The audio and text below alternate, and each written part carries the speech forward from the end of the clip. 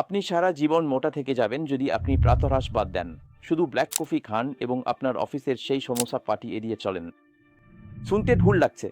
এর কারণ হলো আপনি নিজেকে বলেন যে স্থূলতা একটি শৃঙ্খলা সমস্যা, যা 1% সত্য নয়। স্থূলতা একটি রোগ। নমস্কার, আমি ডাক্তার শিব প্রসাদ এবং আজ আমরা এমন একটি সমস্যা নিয়ে কথা বলবো যা নিয়ে মানুষ মজা করে কিন্তু কখনো আলোচনা করে না, স্থূলতা। কল্পনা করুন আপনি আপনার সাধারণ ট্রাফিকের মধ্যে আটকে আছেন এবং আপনি রাত 8:45 বাড়ি পৌঁছান, যখন আপনার পরিবার ডিনার টেবিলে আপনার জন্য অপেক্ষা করছে এবং আপনি ক্লান্ত এবং ক্ষুধার্ত, তাই আপনি আপনার পরিকল্পনার চেয়ে বেশি খান।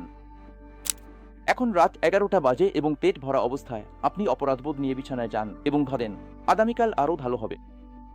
কিন্তু দুঃখের বিষয়, আপনার মতো বেশিরভাগ পুরুষের জন্য আগামীকালও একই রকম দেখায়। একমাত্র পরিবর্তন আসে আপনার ওজনের স্কেলে, যা বলে 83 কেজি, তারপর 86 কেজি এবং তারপর 88 কেজি।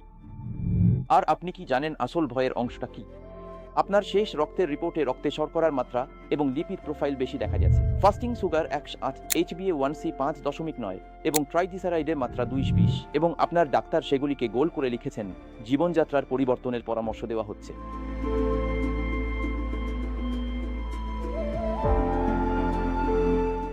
কিন্তু এখানে এমন কিছু আছে যা কেউ আপনাকে বলছে না। দেরিতে রাতের খাবার খাওয়া, ওজন ফিরে আসা এবং বর্ডার লাইন সুগারের এই ধরনটি কেবল খারাপ জীবনযাত্রার পছন্দ নয়, এটা তার চেয়েও বেশি কিছু। এটি আপনার মেটাবলিজম ভেঙে পড়ছে এবং এর জন্য চিকিৎসার প্রয়োজন, ব্যায়াম করার বা নিজের প্রতি কঠোর হওয়ার অনুপ্রেরণামূলক বক্তৃতার নয়।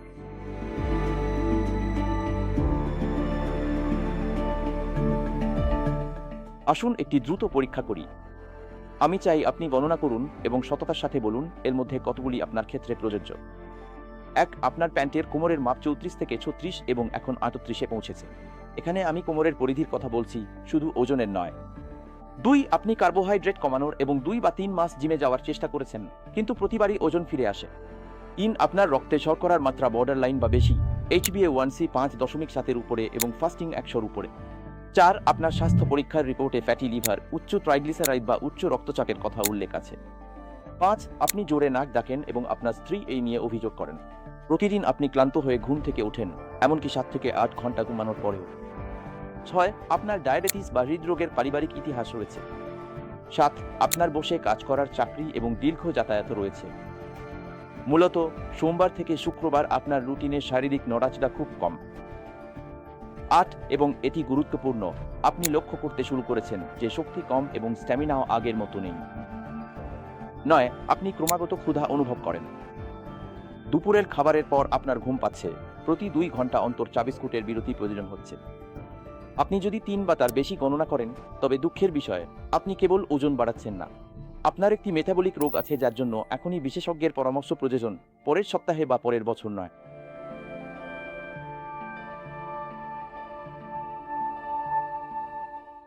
দেখুন, বিশেষ করে শহরের ভারতীয় পুরুষদের ক্ষেত্রে আসলে কি ঘটছে।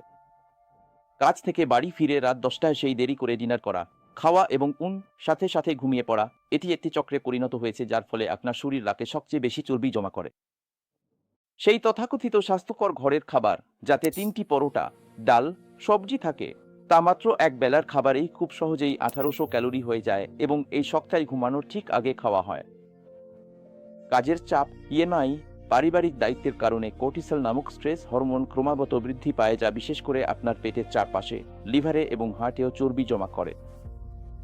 এবং অবাক হওয়ার কিছু নেই যে এমন উইকেন্ডও আছে যেখানে বন্ধুদের সাথে মদ্যপান, বিয়ের অনুষ্ঠান এবং রবিবারের পারিবারিক লাঞ্চ এই সব কিছুর সাথে যুক্ত হয়। প্রতি সোমবার আপনি ভালো থাকার চেষ্টা করেন, কিন্তু আপনার শরীর পুরোপুরি বিভ্রান্ত হয়ে পড়ে। কিন্তু আসল সমস্যা হলো ভারতীয় পুরুষদের মধ্যে পশ্চিমা পুরুষদের তুলনায় কম ওজনেই ডায়াবেটিস এবং হৃদরোগ দেখা দিচ্ছে। 85 কেজি ওজনে আপনার ইতিমধ্যেই ফ্যাটি লিভার, ইনসুলিন রেজিস্ট্যান্স এবং প্রাথমিক ডায়াবেটিস থাকতে পারে, কিন্তু আয়নায় আপনাকে স্বাভাবিক দেখাতে পারে। এই কারণেই বেশিরভাগ পুরুষ এটাকে উপেক্ষা করেন।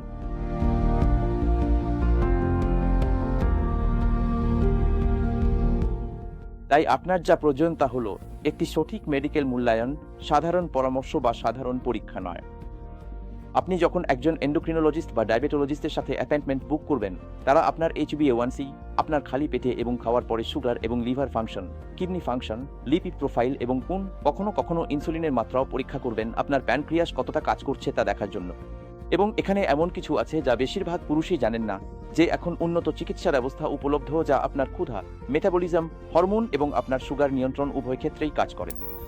এগুলো বিপজ্জনক নয় এবং এগুলো হলো ডাক্তারের তত্ত্বাবধানে স্থূলতা বিরোধী ওষুধ যা জীবনযাত্রার পরিবর্তনের সাথে যুক্ত হলে উল্লেখযোগ্য ওজন কমাতে সাহায্য করতে পারে এবং সঠিকভাবে ব্যবহার করলে আপনার সুগারের মাত্রা এবং লিভারের স্বাস্থ্যের উন্নতিতেও সাহায্য করতে পারে। তবে মনে রাখবেন যে এই ওষুধগুলো তখনই সবচেয়ে ভালো কাজ করে যখন এর সাথে দীর্ঘস্থায়ী জীবনযাত্রার পরিবর্তন, সুষম পুষ্টি, নিয়মিত শারীরিক কার্যকলাপ এবং আচরণগত পরিবর্তন যুক্ত হয়। এগুলো স্বাস্থ্যকর অভ্যাসের বিকল্প নয়, বরং এগুলো হলো মেডিকেল টুল যা সেগুলোর পাশাপাশি কাজ করে। তাই এই চিকিৎসার জন্য যোগ্যতার মূল্যায়ন প্রয়োজন এবং এগুলো সবার জন্য নয়। এগুলোর জন্য বেসলাইন টেস্ট, সতর্ক ডোজ এবং নিয়মিত পর্যবেক্ষণের প্রয়োজন। এগুলোর জন্য সঠিক মেডিকেল মূল্যায়ন, প্রেসক্রিপশন এবং নিয়মিত পর্যবেক্ষণের প্রয়োজন এবং নিজে নিজে ওষুধ খাওয়া নিরাপদ বা সঠিক নয়।